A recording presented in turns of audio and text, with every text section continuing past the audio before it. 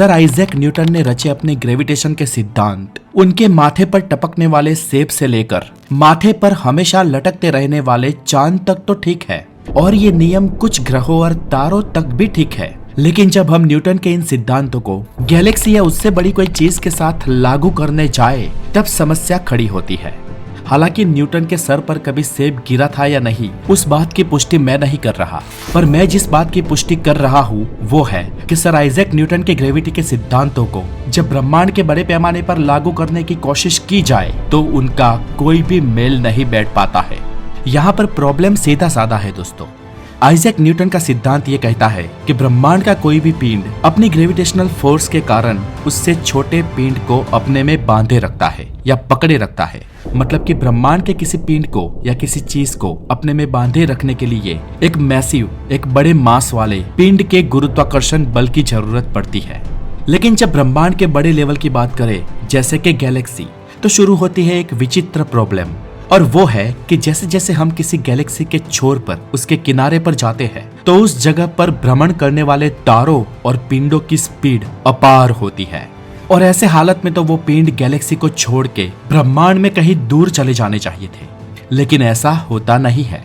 अब हमारे अपने ही सूर्यमंडल की बात करें तो वो हमारी गैलेक्सी मिल्की वे के एकदम छोर पर नहीं है, लेकिन छोर और मध्य के बीच में है। और हमारा सूर्य अपने सभी ग्रहों को लेकर यानी कि एंटायर सोलर सिस्टम के साथ गैलेक्सी की उस जगह से गैलेक्सी के केंद्र की परिक्रमा करता है, और वो परिक्रमा 220 किलोमीटर प्रति सेकंड की रफ्तार से करता है, यानी कि करीब 8 लाख किलोमीटर पर आवर की स्पीड से। और हमारी गैलेक्सी के छोर पर तो इससे भी कई ज्यादा स्पीड से तारे अपना गति भ्रमण करते हैं। मिल्की वे गैलेक्सी में एक S4716 नाम का तारा है जिसकी स्पीड तो 18 मिलियन किलोमीटर पर आवर है, यानी कि करीब 5000 किलोमीटर प्रति सेकंड। और स्वाभाविक है कि इतनी ज्यादा स्पीड पर गैलेक्सी की अपनी ग्रेविटी का कोई प्रभाव नहीं रह सकता है, और इन हालातों में हमारी गैलेक्सी किसी भी तरीके से बंधी हुई तो नहीं रह सकनी चाहिए। इन मैसिव तारों की स्पीड अपने आप को गैलेक्सी के बाहर फेंक देनी चाहिए थी, और ऐसे तो पूरी गैलेक्सी ही छिन्न भिन्न हो जानी चाहिए थी। फिर भी ऐसा होता नहीं है, और हमारी गैलेक्सी की तरह ही और गैलेक्सीज भी अकबंद है। तो फिर आखिर सभी गैलेक्सी वेर विखेर नहीं हो जाती और वो अकबंद बनी रहती है, इसका कारण क्या हो सकता है? आइजैक न्यूटन के सिद्धांत के अनुसार इसका कारण ये हो सकता है कि अपार ग्रेविटी को पैदा करने वाला कोई ना कोई पदार्थ हमारी और सभी गैलेक्सी में मौजूद होना चाहिए, जो सभी गैलेक्सी को वेर विखेर नहीं होने देता और वो सभी गैलेक्सी को पकड़े रखता है। लेकिन गैलेक्सी के अरबों तारों को मजबूती से पकड़ रखे ऐसा कोई फेविकॉल, ऐसा कोई पदार्थ हमारी गैलेक्सी मिल्की वे या एंड्रोमेडा या ब्रह्मांड की किसी भी गैलेक्सी में दिखाई नहीं दे रहा है। ऊपर से हम सभी गैलेक्सीज में पदार्थ का जितना भी मास देखते हैं, वो मास तो किसी भी गैलेक्सी को बांधे रखने के पर्याप्त मास की मात्रा में सिर्फ 5% तक ही है। जी हाँ दोस्तों, और हमें दिखने वाले ये सिर्फ 5% पदार्थ की पावर से तो पूरी गैलेक्सी के अरबों तारे एक दूसरे से कैसे जुड़े रह सकते हैं?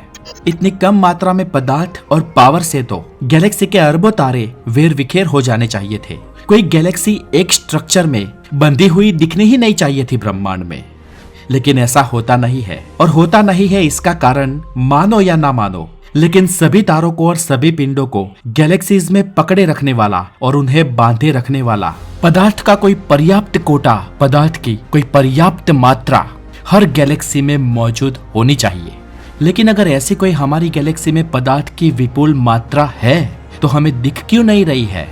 हम ऑप्टिकल टेलीस्कोप से ब्रह्मांड के पदार्थों को देख सकते हैं, और रेडियो टेलीस्कोप की मुख्य एक्सरेस को नापकर हम अदृश्य ब्लैक होल्स का भी पता लगा सकते हैं। लेकिन ब्रह्मांड में कुछ पदार्थ ऐसे भी है जो ऑप्टिकल टेलीस्कोप और रेडियो टेलीस्कोप की दृष्टि से बाहर है। ये पदार्थ हमारी आंखों के लिए ओझल है। ब्रह्मांड में जितनी मात्रा में हमें पदार्थ दिखते हैं, उससे कई ज्यादा पदार्थ का हिस्सा भले ही हमारी आंखों के लिए अदृश्य हो, लेकिन वो गैलेक्सीज में होना तो चाहिए। पर है तो कहाँ है? ये प्रश्न वैज्ञानिकों के मन के माइग्रेन का कारण बना हुआ था, और सालों से वैज्ञानिक इस माइग्रेन से परेशान थे। और ऐसे में कई वैज्ञानिकों ने इस माइग्रेन से बचने के लिए इस अदृश्य पदार्थ को डार्क मैटर नाम दे दिया है। चलो नाम तो दे दिया कि कोई डार्क मैटर है जो पूरी गैलेक्सी को बांधे रखता है, लेकिन आखिर ये डार्क मैटर है क्या? तो दोस्तों इसका तो पता नहीं है, कोई रहस्य ही है जो आज तक रिवील नहीं हुआ। लेकिन इस डार्क मैटर का लेबल लगाने से वैज्ञानिकों को एक फायदा तो जरूर हुआ है कि गैलेक्सीज को जो शक्ति बांधे रखती है उन्हें उसका खुलासा करने की अब जरूरत नहीं है, क्योंकि उसके खुलासे में तो उन्होंने डार्क मैटर नाम दे दिया। लेकिन दोस्तों गैलेक्सीज को बांधे रखने वाली इस फोर्स यानी कि डार्क मैटर का स्पष्टीकरण करना वैज्ञानिकों के लिए और भी बड़ा एक माइग्रेन बन गया है। बीते सालों में डार्क मैटर वैज्ञानिकों के लिए एक सबसे बड़ा चैलेंज बनकर उभर के आया है, क्योंकि हम ऑप्टिकल टेलीस्कोप का उपयोग करके स्पेस में जितने भी मैटर को देख पाते हैं ना, वो पूरा मैटर यानी कि ग्रह, तारे, निहारिकाएं, black holes, neutron stars, supernovas, बुझे हुए तारे, ये सब कुछ सब का सब सिर्फ 0.4% ही है। और इनमें ब्रह्मांड में मौजूद सभी डस्ट पार्टिकल्स और गैसेस को मिला दिया जाए तो वो कुछ 4% है, यानी कि टोटल कुछ 4.5% तक। यानी कि हम स्पेस में जो भी देख सकते हैं वो सिर्फ करीब 4.5% के आसपास ही है। मतलब कि बाकी का 95% स्पेस हमारी दृष्टि से भी परे है, जिसे हम कभी देख ही नहीं पाते। ब्रह्मांड का ये हिस्सा लापता था और इस लापता हिस्से को, स्पेस के इस लापता पदार्थ को ही वैज्ञानिकों ने डार्क मैटर नाम दे दिया है।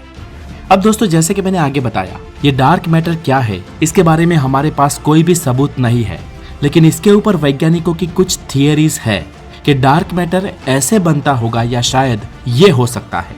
अब ये क्या है उसके बारे में हम अगले वीडियो में चर्चा करेंगे। लेकिन ये जो डार्क मैटर वैज्ञानिकों को परेशान किए हुए है, ऐसे ही एक परेशानी वैज्ञानिकों को प्लेसिबो इफेक्ट से होती है। तो चलिए अब इस वीडियो का दूसरा अध्याय शुरू करते हैं और जानते हैं कि आखिर ये प्लेसिबो इफेक्ट किस चिड़िया का नाम है। हमारे यहाँ दमा यानी कि अस्थमा को लकड़े का रोग कहा जाता है। मतलब कि जब तक इंसान मर के लकड़ी में नहीं समा जाता तब तक दमा उसका साथ नहीं छोड़ता। हालांकि इस रोग के सिम्टम्स को मैनेज किया जा सकता है, लेकिन देयर इज नो क्योर। पर अपनी जिंदगी के दौरान दम को भगाने का एक विचित्र और विवादित नुस्खा आज भी कुछ जगहों पर मिलता है, जहां पर इंसान को मछलियां निगलवाई जाती है और मछली निगलने के बाद सब दर्दियों का नहीं, लेकिन कई सारे दर्दियों का दमा हमेशा के लिए या फिर लंबे समय के लिए गायब हो जाता है। और इस प्रकार के इलाज को ऊंट वैदा या झोला छाप इलाज कहेंगे। और ऐसे इलाज Indian drugs and cosmetic acts का सरासर उल्लंघन है। हमारा कायदा हमें कहता है कि किसी भी इंसान के शरीर में ऐसा कोई भी पदार्थ नहीं डाला जा सकता जिसकी सकारात्मक असर को साबित न किया जा सके। अब जिंदा मछलियों में ऐसा तो कौन सा गुण होता है जो किसी को दमा की बीमारी मिटा दे?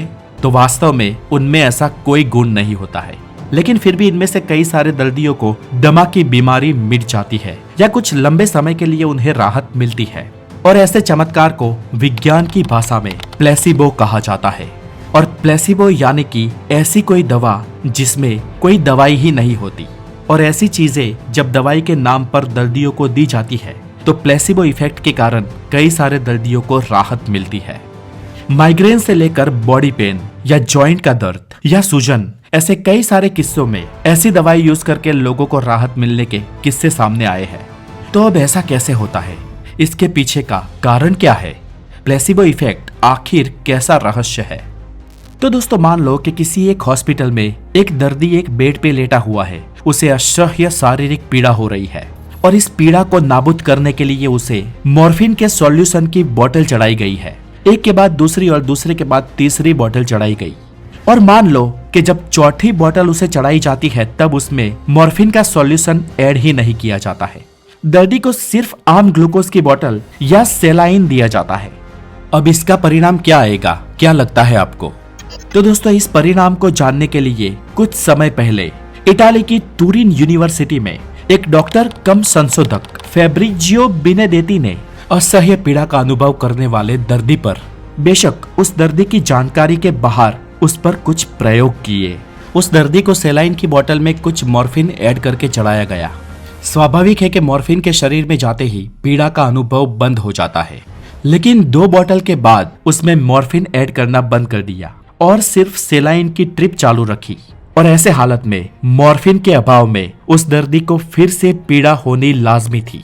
फिर भी ऐसा कुछ हुआ नहीं। सेलाइन का पानी मॉर्फिन जितना ही कारगर निकला।